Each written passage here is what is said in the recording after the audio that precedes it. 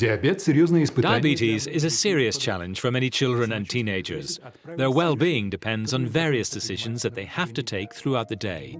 Can electronic games be of any help?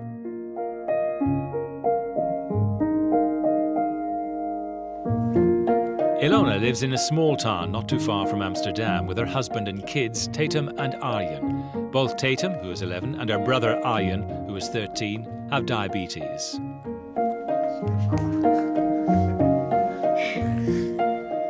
The school is half an hour away by bike, so every morning my children need to think what they're going to eat during the day and how much insulin is needed. They need to keep that in mind throughout the day to come back home safely without getting low blood sugar somewhere on the way.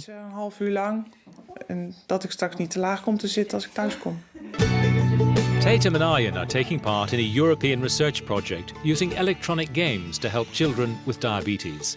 Special apps on their tablets train them to choose the right food, count carbohydrates and keep track of their activities in more of a fun way than books can ever do.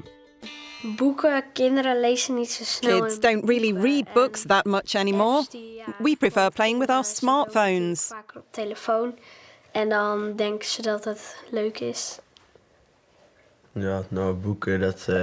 Yeah, books are a bit boring.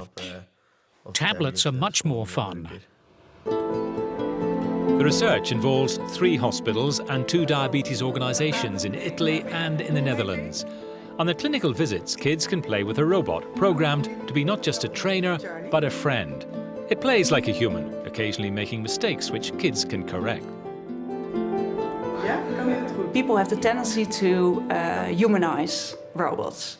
And that humanization helps us with the bonding the child has with the robot. And that improves their engagement. Pediatricians can program the robot to set individual objectives for each child. Researchers notice that kids who have an electronic pal like this are happier to come back for their regular checkups. Kids love this robot. Children don't usually like going to the clinic. They prefer funnier things to do, like playing with their friends. But this robot makes them want to come. They take selfies with the robot and show their friends that diabetes is not just a burden. In this quiz game, the robot offers the kid a choice of actions in daily life situations, such as an invitation to a birthday party or a selection of dessert options. The player is supposed to make the healthiest choice. Next, the roles are switched, and now it's the robot who has to guess the right answer.